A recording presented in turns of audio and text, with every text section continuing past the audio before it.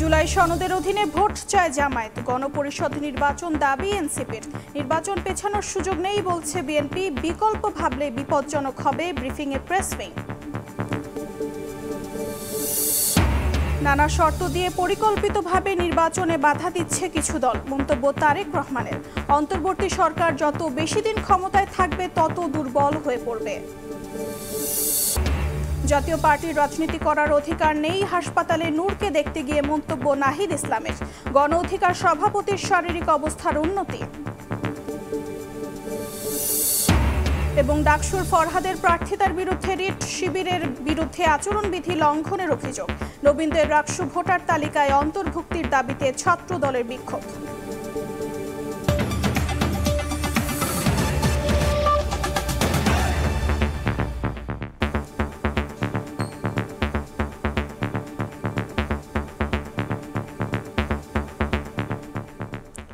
প্রবাসী সময়ের সঙ্গে আছি আমি অর্চিতা শাহসিন।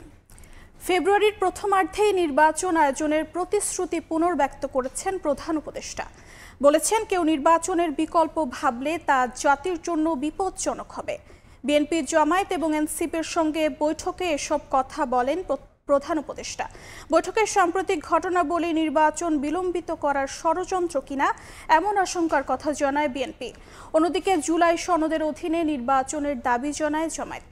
নতুন সংবিধান প্রণয়নে আগামী নির্বাচন গণপরিষদ নির্বাচন করার দাবি এনসিপির। নির্বাচনী দাবি দেওয়া এবং জুলাই সনদের বাস্তবায়ন প্রক্রিয়া নিয়ে মত দ্বিমত রাজনীতির মাঠে। এসবের মধ্যেই দেশের প্রধান তিন রাজনৈতিক দলের সঙ্গে রোববার বৈঠক করলেন প্রধান উপদেষ্টা ডক্টর মোহাম্মদ ইউনূস।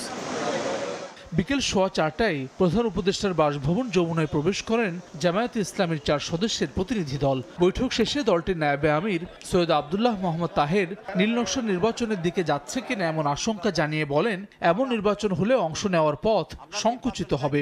জুলাই সনদের আইনি ভিত্তি এবং তার অধীনে নির্বাচন আয়োজনের দাবি জানান তিনি।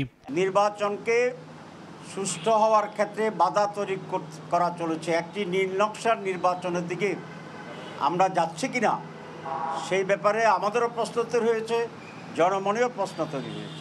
আমরা চার্টারের পূর্ণ বাস্তবায়ন চাই এবং এই চার্টারের ভিত্তিতে আগামী নির্বাচন হইতে হবে। বিকেল 5:40-এ যমুনায় প্রবেশ করেন এনসিপির মুখ্য সংগঠক হাসনাত আবদুল্লাহর নেতৃত্বে 4 সদস্যের প্রতিনিধি দল। বৈঠক শেষে দলটির সিনিয়র যুগ্ম আহ্বায়ক আরিফুল ইসলাম আদি বলেন, জুলাই সনদের আইনি এবং সাংবিধানিক ভিত্তির জন্য গণপরিষদ নির্বাচনের দাবি জানিয়েছে তার দল। জুলাই সনদের আইনি ভিত্তি এবং সাংবিধানিক ভিত্তির জন্য আগামী যে নির্বাচনটি হবে সেই নির্বাচনটি যেন অবশ্যই গণপরিষদ নির্বাচন হয়। বিগত সময় অবৈধ সংসদকে বৈধতা দানের তাদের যে পদক্ষেপ সে বিষয়গুলো আমলে নিয়ে জাতীয় পার্টির সাংগঠনিক কার্যক্রম যেন স্থগিত করার বিষয়ে সরকার আরও বেশি কার্যকর হয় সেই বিষয়টি আমরা প্রধান উপদেষ্টাকে আমলে নেওয়ার জন্য বলেছি। সন্ধ্যা 7:30টায় বিএনপি মহাসচিব মির্জা ফখরুল ইসলাম আলমগীরের নেতৃত্বাধীন 8 সদস্যের প্রতিনিধি দলের সঙ্গে বৈঠকে বসেন প্রধান উপদেষ্টা। বৈঠক শেষে বিএনপি মহাসচিব বলেন, ঘোষিত সময়েই নির্বাচন আয়োজনের প্রতিশ্রুতি পুনর্ব্যক্ত করেছেন প্রধান উপদেষ্টা। মির্জা ফখরুল বলেন, অশুভ শক্তি নির্বাচন বানচালের চেষ্টা করলেও সেই সুযোগ পাবে না। আশঙ্কা যে নির্বাচনকে বিভিন্নভাবে বিলম্বিত করার লক্ষ্যে এই ধরনের কিছু একটা শক্তি কাজ করছে, কোনো সুযোগ নেই। তবে এর কোনো সুযোগ নাই। নির্বাচন ঠিকই সময়ে আমরা যেটা শিডিউল ঘোষণা করা হয়েছে সেই শিডিউলেই নির্বাচন ঘোষণা। প্রধান উপদেষ্টার প্রেস সচিব শফিকুল আলম বলেন, প্রধান উপদেষ্টা স্পষ্টভাবে জানিয়েছেন ফেব্রুয়ারির প্রথমার্ধেই নির্বাচন হবে। নির্বাচন ছাড়া কেউ অন্য কিছু ভাবলে তা জাতির জন্য বিপজ্জনক হবে। ফেব্রুয়ারির প্রথমার্ধে একটি অবাধ, সুষ্ঠু ও উৎসবমুখর পরিবেশে নির্বাচন অনুষ্ঠিত হবে। তিনি বলেছেন, নির্বাচন ছাড়া কোনো বিকল্প নাই। কেউ যদি নির্বাচনের কোনো বিকল্প নিয়ে ভাবে সেটা হবে এই জাতির জন্য গভীর বিপজ্জনক। 3 রাজনৈতিক দলের সঙ্গে বৈঠকের মাঝে ঐকমত্য কমিশনের প্রধান ডক্টর আলী রিয়াজ প্রধান উপদেষ্টাকে জুলাই সনদের অগ্রগতি সম্পর্কে অবহিত করেছেন বলে জানান শফিকুল আলম। হাসান ওয়ালি, সময় সংবাদ, ঢাকা। নানা শর্ত দিয়ে কিছু দল পরিকল্পিতভাবে নির্বাচনে বাধা সৃষ্টি করছে বলে মন্তব্য করেছেন বিএনপির ভারপ্রাপ্ত চেয়ারম্যান তারেক রহমান। ভোট বানচালের ষড়যন্ত্র রুখতে মবকে প্রশ্রয় না দেওয়ার আহ্বান তার। বলেন, অন্তর্বর্তী সরকার যত বেশি দিন ক্ষমতায় থাকবে তত দুর্বল হয়ে পড়বে। বিএনপির মহাসচিব বলেন, তার দল সরকার গঠন করলে তারেক রহমানকে প্রধানমন্ত্রী নির্বাচন করা হবে।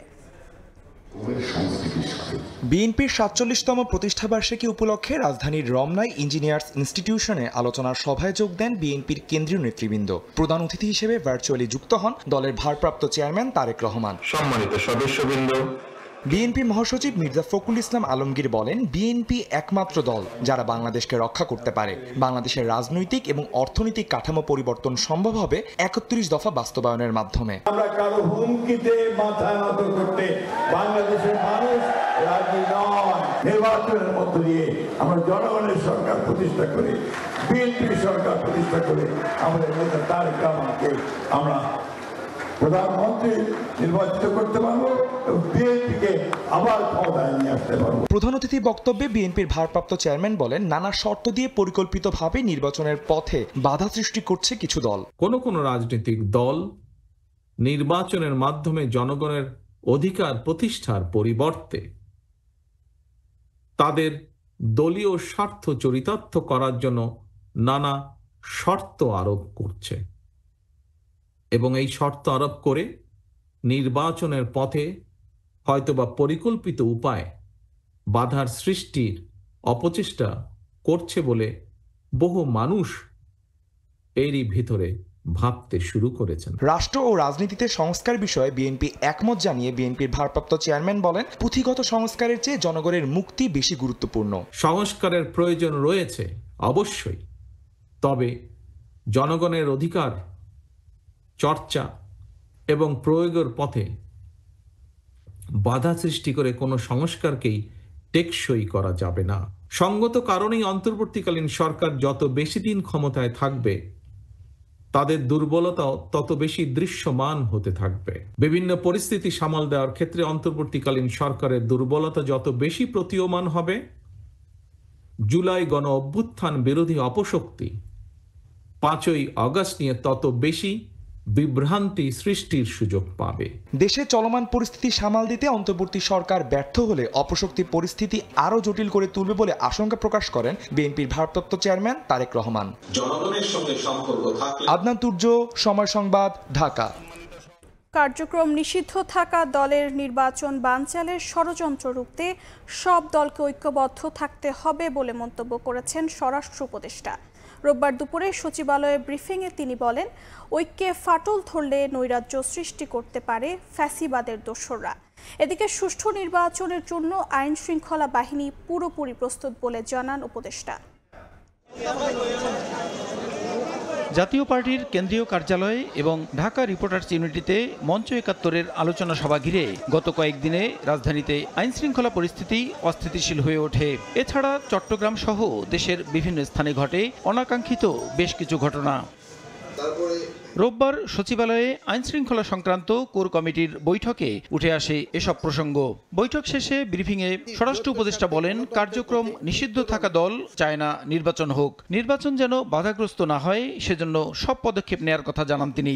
যে পার্টিটার কার্যকলাপ নেই তারা তো চাবি নির্বাচনটা ভঙ্গ করার জন্য। এদেরও একটা সংখ্যা তো রয়ে গেছে। এখন এই সংখ্যাটারে প্রতিহত করার দায়িত্ব হলো রাজনৈতিক দল এবং আপনাদের সবাই মিলে। জাতীয় নির্বাচনটা কতটা সুষ্ঠু, অবাধ, নিরপেক্ষ এবং নিরাপদ হবে তা নির্ভর করে নির্বাচনে অংশগ্রহণকারী রাজনৈতিক দলগুলির উপর। আইন শৃঙ্খলা বাহিনী নির্বাচনে নিরাপত্তা প্রদান ও আইন শৃঙ্খলা বজায় রাখার ক্ষেত্রে সর্বাত্মক সহযোগিতা করে যাবে।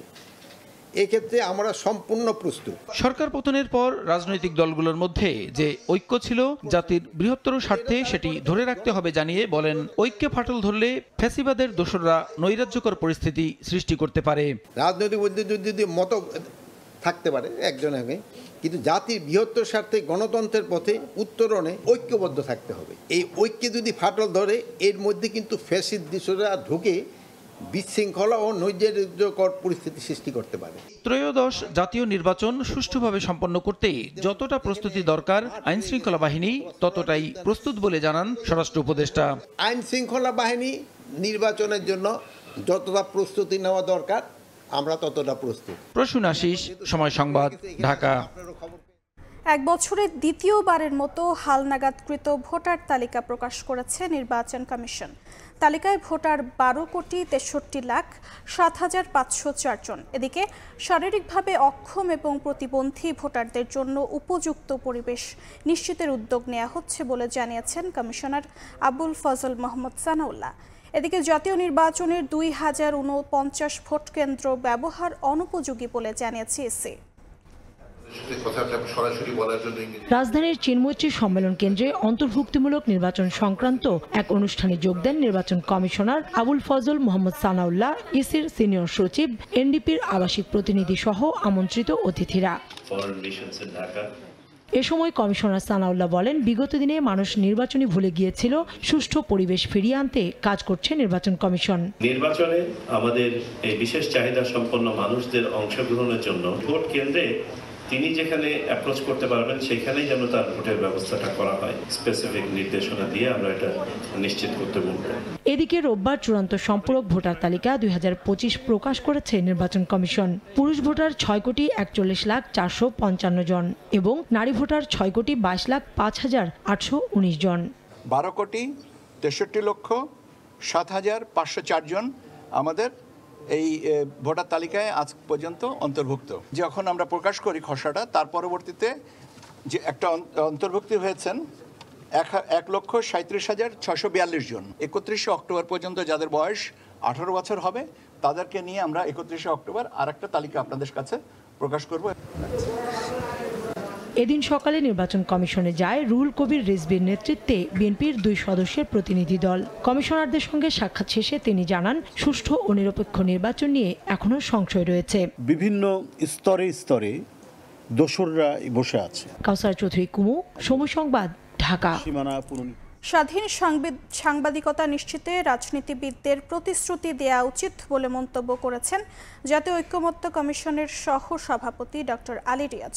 রোববার সকালে গণমাধ্যম সংস্কার কমিশনের প্রতিবেদন ও পরবর্তী পরিস্থিতি নিয়ে বিজেসির পর্যালোচনা ও মতবিনিময় সভায় এ মন্তব্য করেন তিনি। বলেন, রাজনৈতিক দলের সঙ্গে গণমাধ্যমের স্বাধীনতা নিয়ে কথা বলা প্রয়োজন। রাজনীতিবিদরা ক্ষমতায় গেলে সাংবাদিকদের কাছেই যাবে, তাই তাদের কাছ থেকে গণমাধ্যমের স্বাধীনতা আদায় করে নিতে হবে। তিনি আরও বলেন, সংস্কারের দায়িত্ব শুধু সরকার বা কমিশনের নয়, সাংবাদিকদের ও সংস্কারের জন্য চাপ দিতে হবে। মালিকানার যে ধরন তৈরি হয়েছে সেটা অব্যাহত রেখে স্বাধীন প্রফেশনাল সাংবাদিকতা সম্ভব নয়। 16 বছর সাংবাদিকতা ব্যবহার করে যে ফ্যাসিবাদ জেগে উঠেছিল তার দায় তাদের নেওয়া উচিত বলেও মন্তব্য করেন তিনি। গণমাধ্যম সংস্কারের প্রশ্নটা বিবেচনা করতে হলে দুটো বিষয়কে আমাদের বিবেচনায় নিতে হবে। প্রথমটা হচ্ছে গণমাধ্যমগুলোর স্বাধীনতার প্রশ্ন, গণমাধ্যমগুলোর প্রকৃত পক্ষে ফোর্থ স্টেট হয়ে ওঠা না ওঠার প্রশ্ন। দ্বিতীয় যে বিষয় সেটা হচ্ছে প্রাতিষ্ঠানিক এবং পেশাগত দিক। এবার ছাত্র সংসদ নির্বাচনের খবর।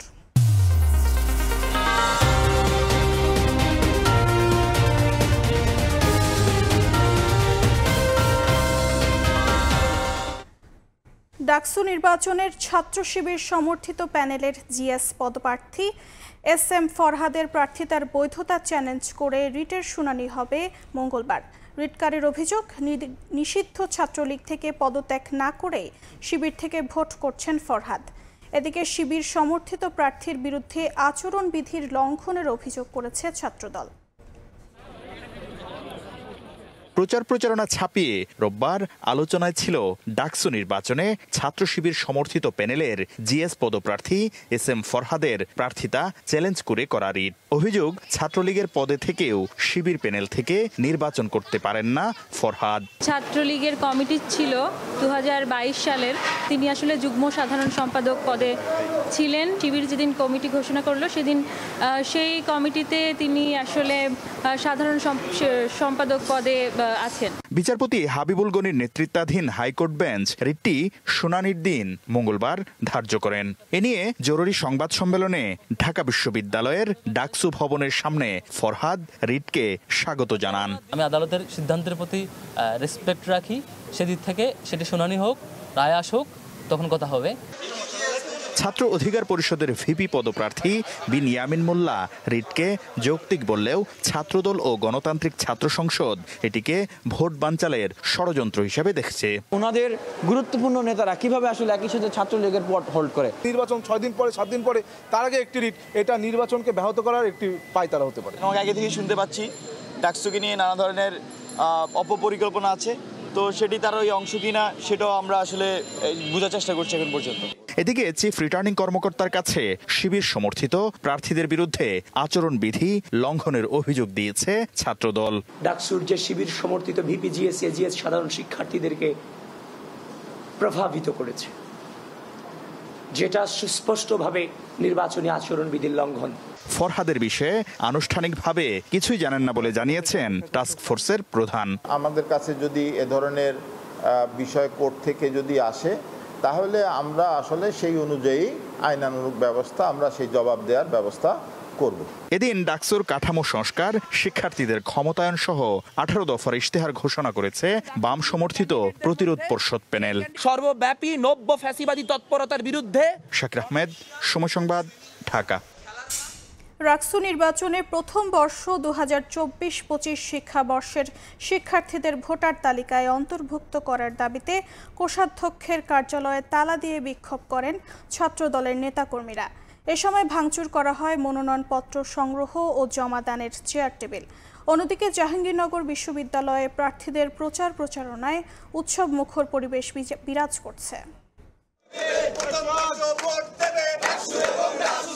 2024-25 প্রথম বর্ষের শিক্ষার্থীদের রাকসু নির্বাচনের ভোটার তালিকায় অন্তর্ভুক্তির দাবিতে কোষাধ্যক্ষের কার্যালয়ে তালা ঝুলিয়ে ভাঙচুর করেছে শাখা ছাত্রদল। মনোনয়নপত্র সংগ্রহ ও জমা দেওয়ার টেবিল উপড়ে ফেলেন আন্দোলনকারীরা। বন্ধ হয়ে যায় রাকসু নির্বাচনের শেষ দিনের মনোনয়নপত্র জমাদান কার্যক্রম। পরে কোষাধ্যক্ষের কার্যালয়ের সামনে অবস্থান নিয়ে মিছিল করে ছাত্রদল। নেতাকর্মীরা বলেন, দাবি আদায় না হওয়া পর্যন্ত আন্দোলন চলবে। ডাকসুতে কিন্তু ফার্স্ট ইয়ার ভোট দিচ্ছে, এমনকি প্রার্থিতাও করছে, সেখানে রাকসুতে প্রথম বর্ষ কেন ভোট দিতে পারবে না? পরে বৈষম্য বিরোধী আন্দোলনের সাবেক সমন্বয়করা এসে তালা ভেঙে দিলে পুনরায় শুরু হয় মনোনয়নপত্র সংগ্রহ ও জমাদান কার্যক্রম।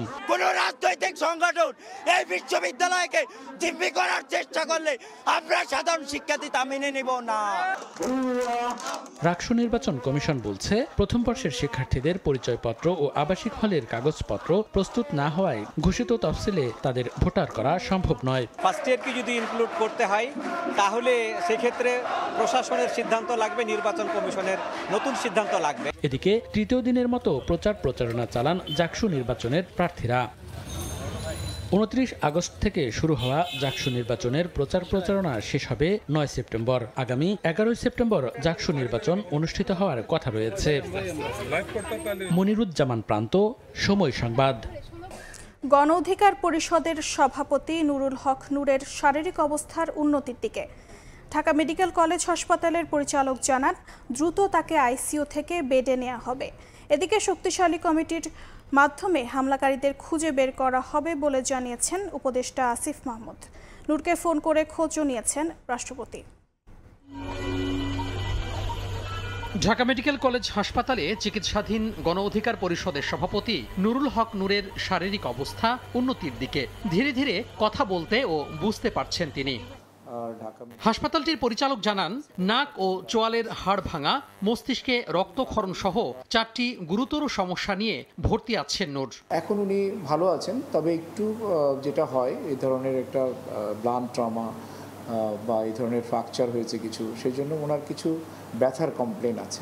দেশবাসীর কাছে নূরের সুস্থতার জন্য দোয়া চান স্ত্রী মারিয়া। আর হামলাকারীদের চিহ্নিত করে শাস্তি দাবি করেন গণ অধিকারের সাধারণ সম্পাদক। যারা দোষী তাদেরকে যেন অতি দ্রুত আইনের আওতায় আনা হয়। সেনা প্রধানের কাছে আহ্বান জানিয়েছি, আপনি যদি এই ঘটনার দায় না নিতে চান, তাহলে এই ঘটনার সাথে সম্পৃক্ত যারা, তাদের বিরুদ্ধে অবশ্যই সেনা আইনে ব্যবস্থা গ্রহণ করতে হবে। নূরকে দেখতে হাসপাতালে আসেন বিএনপির সিনিয়র যুগ্ম মহাসচিব রুহুল কবির রিজভী। এ সময় তিনি সাংবাদিকদের জানান, পরিকল্পিতভাবে নূরের ওপর হামলা করা হয়েছে। এছাড়া হাসপাতালে আসেন অন্তর্বর্তী সরকারের 2 উপদেষ্টা। একটি শক্তিশালী কমিটির মাধ্যমে নূরের ওপর হামলাকারীদের খুঁজে বের করা হবে বলে জানান আসিফ মাহমুদ, সজীব ভুঁইয়া। পূর্ব পরিকল্পিত একটি বিষয়, উদ্দেশ্য ছিল একেবারে মেরে ফেলার। আমরা এটা মনে করি না শান্তিপূর্ণ অবস্থায় সে যত বড়ই অপরাধী হোক তার উপর আক্রমণ করা। কোন কোন ইনস্টিটিউশন রাষ্ট্রের কাঠামোর মধ্যে থেকেও বিভিন্ন রাজনৈতিক দল এবং ফ্যাসিবাদী শক্তিকে এখনও সার্ভ করে যাচ্ছে, সেটা সরকার খতিয়ে দেখবে। শক্তিশালী তদন্ত কমিটি করার মাধ্যমে যারা যারা এর সাথে জড়িত তাদেরকে শাস্তির আওতায় নিয়ে আসার।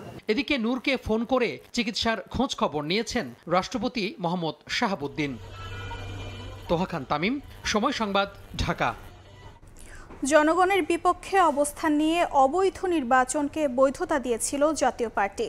তাদের বাংলাদেশে রাজনীতি করার অধিকার নেই বলে মন্তব্য করেছেন জাতীয় নাগরিক পার্টি এনসিপির আহ্বায়ক নাহিদ ইসলাম। চীন সফর শেষে ঢাকায় ফিরে সোমবার রাতে ঢাকা মেডিকেলে হাসপাতালে গণ অধিকার পরিষদের সভাপতি নুরুল হক নূরকে দেখতে গিয়ে কথা বলেন তিনি। নূরের ওপর হামলা স্বাভাবিক ঘটনা নয় দাবি করে নাহিদ বলেন, এটি উদ্বেগজনক। রাজনৈতিক দলগুলোকে ঐক্যবদ্ধ থেকে পরাজিত শক্তিকে মোকাবেলার আহ্বান জানান নাহিদ। এ সময় ফ্যাসিস্টদের ষড়যন্ত্র মোকাবেলায় আবারও রাজপথে নামার হুঁশিয়ারি দেন এনসিপির উত্তরাঞ্চলের মুখ্য সংগঠক সার্জিস আলম।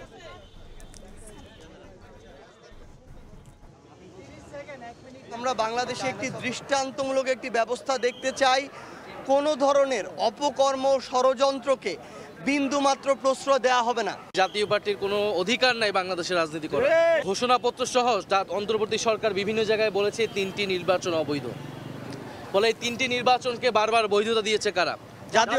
জাতীয় পার্টি। এই ফ্যাসিবাদকে টিকিয়ে রাখতে সহায়তা করেছে জাতীয় পার্টি। বাংলাদেশের জনগণের বিপক্ষে অবস্থান নিয়েছে তারা। ফলে কোন বিবেচনায় তারা আর এই বাংলাদেশের রাজনীতি করবে? প্রকৌশল শিক্ষার্থীদের আন্দোলনে পুলিশের হামলার ঘটনায় ডিএমপি কমিশনারের সঙ্গে বৈঠক করেছেন আন্দোলনকারী শিক্ষার্থীদের প্রতিনিধি দল। বৈঠকে নারী শিক্ষার্থীদের অনলাইনে হেনস্থা, ধর্ষণের হুমকি সহ নানা অভিযোগের কথা বলেন তারা। শিক্ষার্থীরা জানান, আন্দোলনে অতিরিক্ত বল প্রয়োগ করা হয়েছে স্বীকার করে দুঃখ প্রকাশ করেছেন ডিএমপি কমিশনার। জানান, শিক্ষার্থীদের অভিযোগের পরিপ্রেক্ষিতে তদন্ত কমিটি গঠন করা হয়েছে।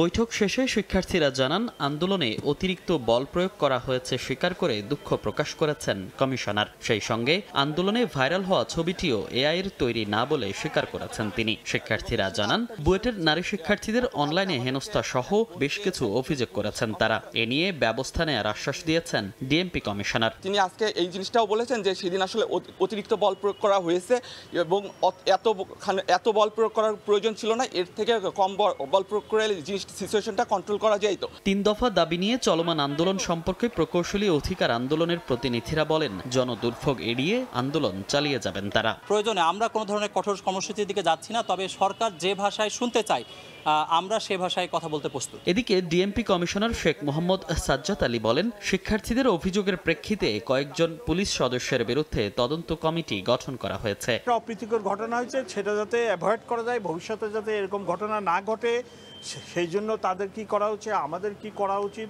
তাদের কি কি ভুল হয়েছে, এগুলো আমি সংকলন করে দিলাম। তদন্ত কমিটি করছি দেখতেছি। 3 দফা দাবিতে বুয়েটে তৃতীয় দিনের মতো কমপ্লিট শাটডাউন কর্মসূচি পালন করেন শিক্ষার্থীরা। বন্ধ ছিল সব ক্লাস পরীক্ষাও।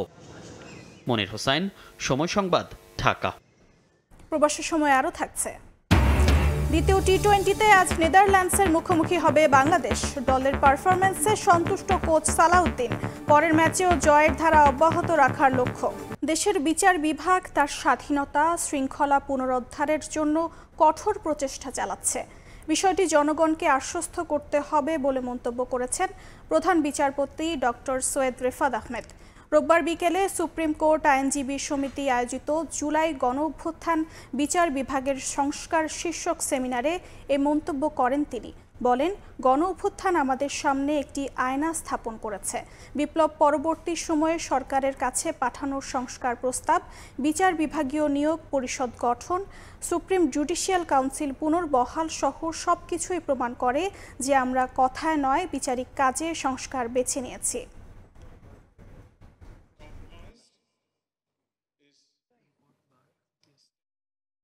The roadmap of September 2024 was my individual answer.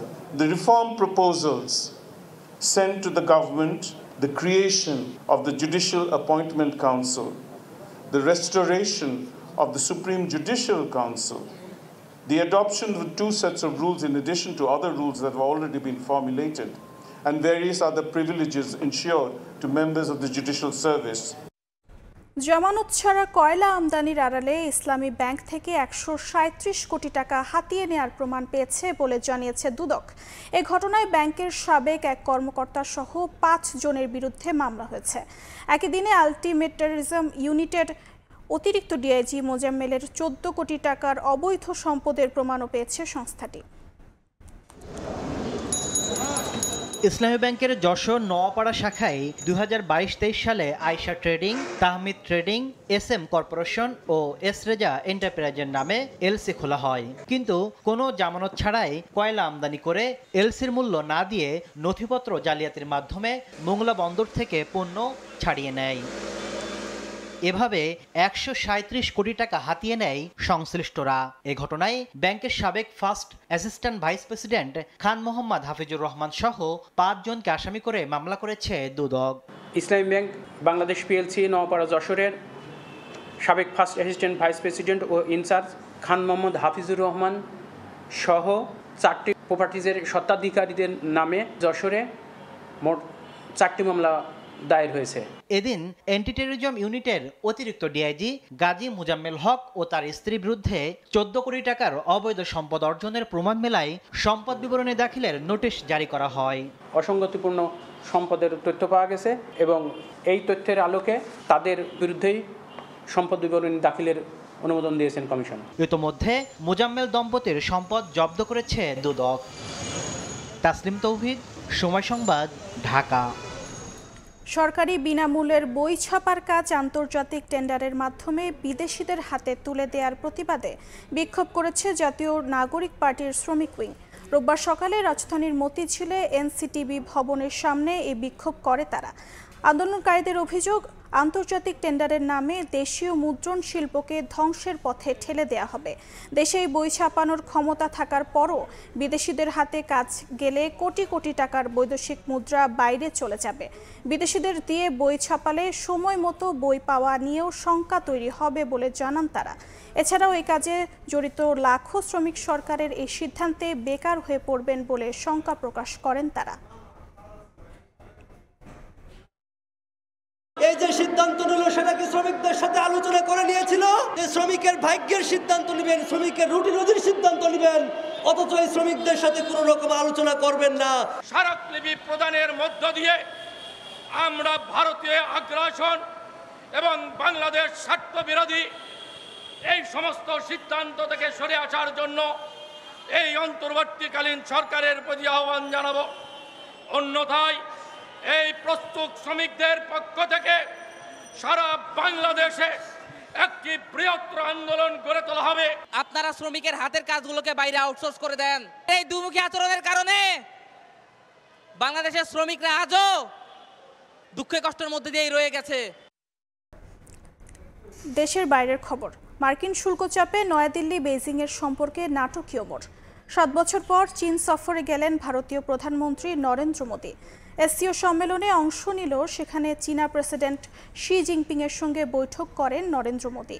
এতে দুই দেশের বাণিজ্যিক ও রাজনৈতিক সম্পর্কোন্নয়ন বিষয় নিয়ে আলোচনা হয় বলে জানিয়েছে ভারতীয় গণমাধ্যম। এদিকে ভারতের সঙ্গে টানাপোড়েনের মধ্যেই ডোনাল্ড ট্রাম্পের ভারত সফর বাতিলের খবর প্রকাশ করেছে নিউ ইয়র্ক টাইমস। একসময়ের ঘনিষ্ঠ বন্ধু মার্কিন প্রেসিডেন্ট ডোনাল্ড ট্রাম্পের সঙ্গে বাণিজ্য ও পাকিস্তান ইস্যুতে সম্পর্কে দূরত্ব তৈরি হওয়ায় নতুন মিত্রের সন্ধানে বেরিয়েছেন ভারতের প্রধানমন্ত্রী নরেন্দ্র মোদী। গালওয়ান উপত্যকায় ভারত চীন সেনা সংঘর্ষের 7 বছর পর প্রথমবার দেশটি সফরে গেছেন ভারতের প্রধানমন্ত্রী। রোববার বৈঠক করেছেন চীনা প্রেসিডেন্ট শি জিনপিং এর সঙ্গে। ভারতীয় সংবাদ মাধ্যম এনডিটিভির খবরে বলা হয়েছে, নরেন্দ্র মোদী চীনা প্রেসিডেন্টের সঙ্গে বৈঠকে পারস্পরিক বিশ্বাস, সম্মান এবং সংবেদনশীলতার ভিত্তিতে দুই দেশের সম্পর্ক এগিয়ে নেয়ার কথা বলেছেন। চীনের তিয়ানজিনে শুরু হওয়া সাংহাই কোঅপারেশন অর্গানাইজেশন এসসিওর সম্মেলনের ফাঁকে শির সঙ্গে সাক্ষাৎকারে মোদী আরও বলেন, সীমান্ত ইস্যুতে দুই দেশ নতুন করে ভাবার পর শান্তি ও স্থিতিশীলতার পরিবেশ সৃষ্টি হয়েছে। ভারত ও চীনের জন্য বন্ধু ও ভালো প্রতিবেশী হওয়া গুরুত্বপূর্ণ বলে জানান চীনা প্রেসিডেন্ট।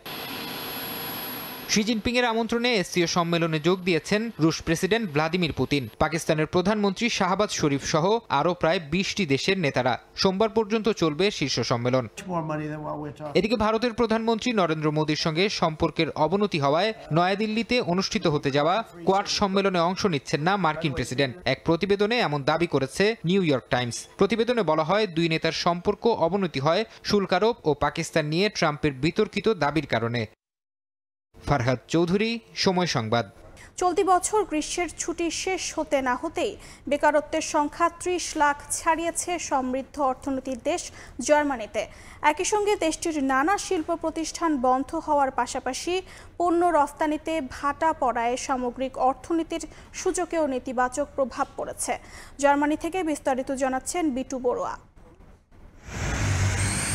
জার্মানিতে আশঙ্কাজনকভাবে বাড়ছে বেকারত্বের সংখ্যা। বিশেষ করে ম্যাচ সরকার ক্ষমতা গ্রহণের পর থেকে সুখবর নেই দেশটির অর্থনীতিতে। শনিবার দেশটির কেন্দ্রীয় কর্মসংস্থান সংস্থা বুন্ডেস আগেন্টুয়ার ফর আরবাইটের দেয়া তথ্য বলছে, আগস্টের শেষেও কমেনি কর্মহীনদের সংখ্যা। দেশ জুড়ে বেকারত্বের হার ক্রমশ বেড়েই চলেছে। সংস্থাটির পরিসংখ্যান বলছে, বেকারদের মোট সংখ্যা এখন 30 লাখ ছাড়িয়ে গেছে। তবে গ্রীষ্মের ছুটি এবং গরমের মৌসুম শেষে বেকারত্বের এই চিত্র স্বাভাবিক হিসেবে দেখছেন জার্মান ফেডারেল শ্রম অধিদপ্তরের প্রেসিডেন্ট আন্দ্রিয়া নালেস। তিনি জানান, দেশটির বেকারত্ব বাড়ার অন্যতম কারণ নানা খাতে বাৎসরিক চুক্তির পাশাপাশি মৌসুম ভিত্তিক কাজের চুক্তি। এই গ্রীষ্মে অনেক প্রতিষ্ঠানে দীর্ঘদিনের ছুটিতে বন্ধ ছিল। মৌসুমী চুক্তি শেষ হওয়ায় কর্মহীন অনেকে আবার আগেই চাকরি ছেড়েছেন। নতুন প্রতিষ্ঠানে আগের মতো নিয়োগ না হওয়ায় সামগ্রিক বেকারত্বের সংখ্যা 30 লাখ ছাড়িয়ে গেছে। তবে সামনে এই সংখ্যা কমে আসবে বলে আশা করছি। এদিকে দেশটিতে স্থানীয়দের পাশাপাশি কর্মহীনদের মধ্যে প্রবাসী বাংলাদেশিদের সংখ্যাও কম নয়। বিশেষ করে গেল কয়েক বছরে যুদ্ধবিধ্বস্ত ইউক্রেন ও সিরিয়া থেকে আসা অভিবাসীদের কারণে ব্যাপক হারে কমেছে কর্মসংস্থান। একই সঙ্গে প্রবাসী মালিকানাধীন রেস্তোরাঁ ও ক্ষুদ্র শিল্প প্রতিষ্ঠান বন্ধ হয়ে যাওয়ায় অনেক প্রবাসী এখন কর্মহীন। জার্মানিতে বেকারত্বের সংখ্যা প্রচুর বেড়ে গেছে। এই দেশে এখন আর কর্মের কোনো সিস্টেম নাই। আর ইউক্রেন থেকে অনেক লোক ঢোকার পরে জার্মানিতে অনেক লোক বেকার হওয়ার কারণে দেখা যাচ্ছে যে কর্মের জন্য হাই হুতাশ লেগে গেছে। এদিকে জার্মান অর্থনীতির সবচেয়ে বড় নির্ভরতার প্রতীক গাড়ি নির্মাণ শিল্প ও নানা যন্ত্রাংশ তৈরি। সাম্প্রতিক সময়ে মার্কিন যুক্তরাষ্ট্রের বাজারে জার্মানির গাড়ি রফতানিতে উচ্চ শুল্ক হার আরোপের ফলে জার্মানির অনেক প্রতিষ্ঠানই তাদের অভিজ্ঞ কর্মীদের ছাঁটাই করছে বলে জানায় বুন্ডেস আগেন্টুয়ার ফর আরবাইট। জার্মানি থেকে বিটু বড়ুয়া, সময় সংবাদ। ইতালির মেট্রো সি নামের পাতাল রেলের মধ্য দিয়ে রোমকে আধুনিক রাজধানী হিসেবে গড়ে তোলার 100 বছর আগে নেয়া পরিকল্পনা বাস্তবায়িত হয়েছে। এখন থেকে এই পাতাল রেল ছুঁয়ে যাবে দেশটির রাজধানীতে অবস্থিত ঐতিহাসিক নিদর্শনগুলো। ইতালি থেকে হাসান মাহমুদের তথ্যচিত্রে রিপোর্ট। ইতালির রোমকে বিশ্বের মধ্যে একটি আধুনিক রাজধানী হিসেবে গড়ে তোলার পরিকল্পনা হিসেবে 1927 সালে তৎকালীন ফ্যাসিস্ট মুসোলিনি সরকার নগর সম্প্রসারণে সাবওয়ে বা মেট্রো রেল নির্মাণের পরিকল্পনা করেন। ওই পরিকল্পনার মধ্যে 1000 বছরের ইতিহাস খ্যাত রোমের দর্শনীয় স্থানগুলোতে মেট্রো রেলে ভ্রমণের সিদ্ধান্ত নেওয়া হয়।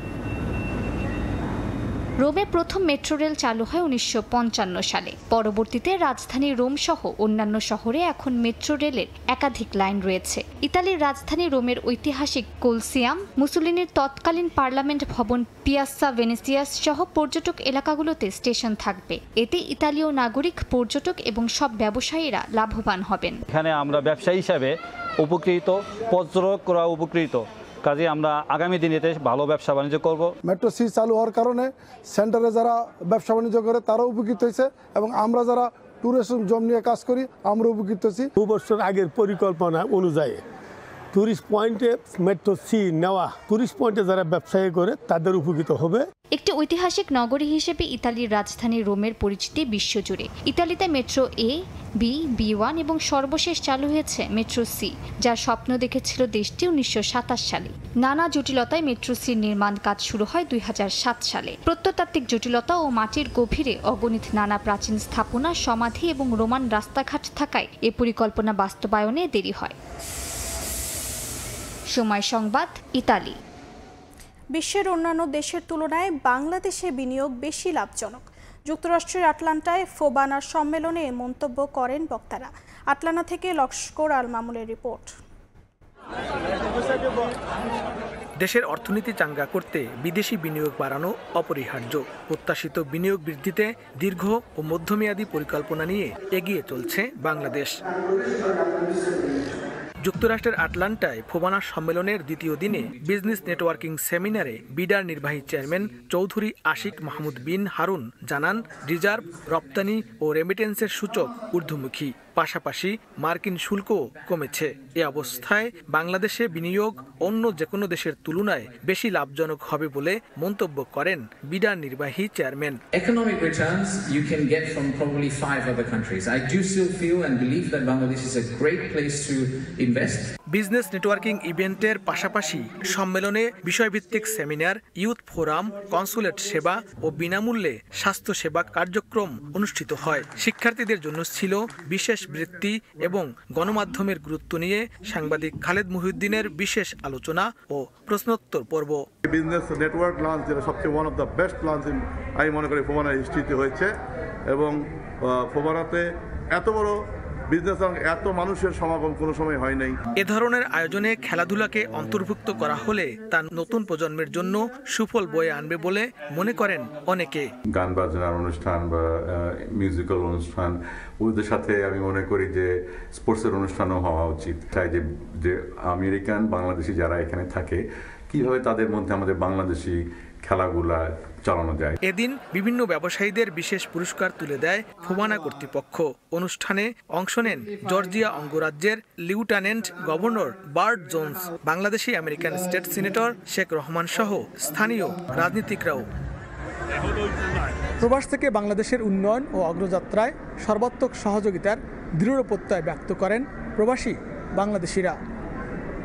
লস্কর আল মামুন, সময় সংবাদ, gas south convention centre, Atlanta, Georgia, যুক্তরাষ্ট্র। প্রায় 2 বছর পর জাতীয় দলে ফিরেই বাজিমাত সাইফ হাসানের।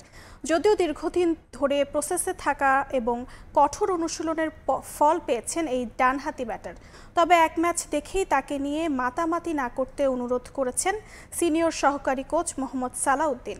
সোমবার সন্ধ্যা 6টায় দ্বিতীয় টি-20তে নেদারল্যান্ডসের মুখোমুখি হবে টাইগাররা। নওশাদ আহমেদ চৌধুরীর ক্যামেরায় তামিম হোসেনের রিপোর্ট। শামীমের অসুস্থতায় জায়গা মিলেছে একাদশে। সুযোগটা বেশ ভালোই কাজে লাগিয়েছেন লম্বা সময় পর আন্তর্জাতিক সার্কিটে ফেরা সাইফ হাসান। ব্যাটিং, বোলিং দুই ডিপার্টমেন্টই ছিলেন দুর্দান্ত। তার এমন পারফরমেন্সের পর দলে জায়গা পাওয়াটা যে হবে কঠিন সেটা ভালোই বুঝছেন শামীম পাটোয়ারি। তাই ঐচ্ছিক অনুশীলনেও মাঠে ঘাম ঝরালেন এই বাঁহাতি ব্যাটার। একাদশে সুযোগের অপেক্ষায় থাকা সোহান সাইফুদ্দিনও এদিন লম্বা সময় কাটিয়েছেন নেটে। জুলিয়ান উড, ফিল সিমন্স আর সালাউদ্দিন চেষ্টা করেছেন তাদের আরো পরিণত করতে। সিনিয়র সহকারী কোচের মতে দলের মধ্যে এমন প্রতিযোগিতা দেশের ক্রিকেটে দিচ্ছে ভালো বার্তা। যদি কেউ পারফর্ম করে সেটা আসলে টিমের ভিতরে একটা হেলদি কম্পিটিশন আসবে, সেটা টিমের জন্য অনেক ভালো ফল নিয়ে আসবে। আমাদের যত যারা সাইড লাইনে বসে থাকে তারা যত পারফর্মার হবে সেটা টিমের ভিতরে কিন্তু অনেক ইম্প্যাক্ট করবে। প্রথম ম্যাচে সাইফ হাসানের পারফরমেন্স এখন আলোচনায়। দীর্ঘদিন পর ফেরা এই ব্যাটার সবার কাছ থেকেই পেয়েছেন প্রশংসা। তবে এখনই তাকে নিয়ে মাতামাতির পক্ষে নন সালাউদ্দিন। কাউকে খুব তাড়াতাড়ি আকাশে তুলে ফেলেন না, কাউকে আবার তাড়াতাড়ি নিজে নামায় দিন। ভালো খেলেছে, কামব্যাক করেছে, যে এটা আসলে স্ট্রং মেন্টালিটির একটা পরিচয়। এশিয়া কাপের আগে এই নেদারল্যান্ড সিরিজ বাংলাদেশের সামনে প্রস্তুতির শেষ মঞ্চ। ডিউ ফ্যাক্টরের কারণে প্রথম ম্যাচে ব্যাটিং বোলিং দুই ডিপার্টমেন্টই নিতে হয়েছে চ্যালেঞ্জ। এশিয়া কাপে আবুধাবির কন্ডিশনও হতে পারে এমন, তাই বড় আসরের আগে শিষ্যদের প্রস্তুতিতে সন্তুষ্ট সালাউদ্দিন। খুব বেশি গ্যাপ পাই না, ছেলেদের পার্সোনালি স্কিল ডেভেলপ করার আসলে সুযোগ পাই না, এবার যেহেতু পেয়েছি এটা আমাদের জন্য ভালো দিক হবে। পঞ্চপাণ্ডবের বিদায়, এরপর নানা চড়াই উতরাই পেরিয়ে একটা ভারসাম্যপূর্ণ দলে পরিণত হচ্ছে বাংলাদেশ। নিজেদের মধ্যেই হচ্ছে ইতিবাচক প্রতিযোগিতা। এশিয়া কাপের আগে যা দিচ্ছে ভালো বার্তা, আর সেই বার্তায় আরো শক্তি যোগাতে দ্বিতীয় টি-20তেই নিশ্চিত করা যায় নেদারল্যান্ড সিরিজের শিরোপা।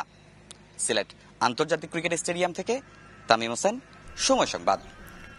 আসন্ন বিসিবি নির্বাচনের রোডম্যাপ নির্ধারণ ও বিপিএল ফিক্সিং নিয়ে স্বাধীন তদন্ত কমিটির রিপোর্ট পর্যালোচনা করতে বোর্ড সভায় বসতে যাচ্ছেন পরিচালকরা। আলোচনা হবে গণতন্ত্র সংশোধন নিয়েও। ইলেকশন করতে পারবে না, কোন গাধা গরুর দেশ আমরা? বাংলাদেশের ক্যাপ্টেন কারা হয়? বেস্ট নলেজেবল লোক। বিসিবির গঠনতন্ত্র নিয়ে ক্ষোভ আছে সাবেক অধিনায়কদের। নাজমুল হাসান পাপনের বোর্ড কেড়ে নিয়েছিল সাবেক অধিনায়কদের নির্বাচন করার ক্ষমতা।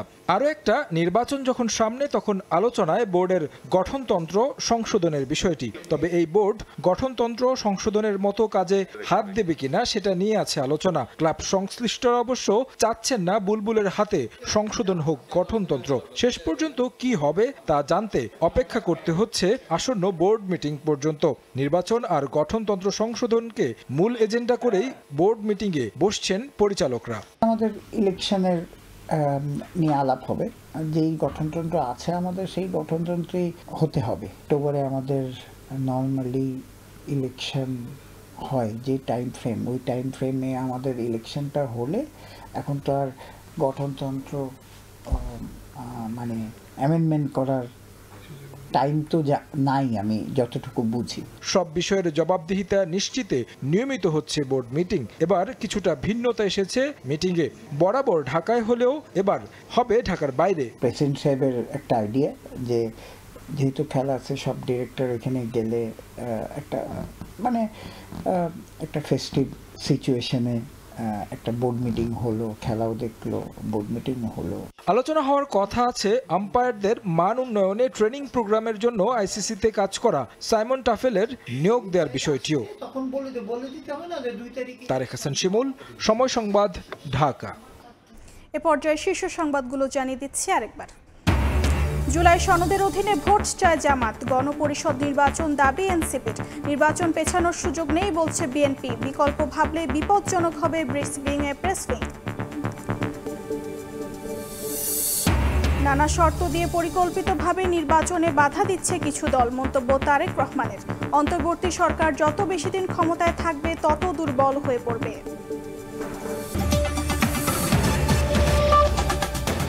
এ ছিল প্রবাসের সময়। সঙ্গে থাকুন সময়ের।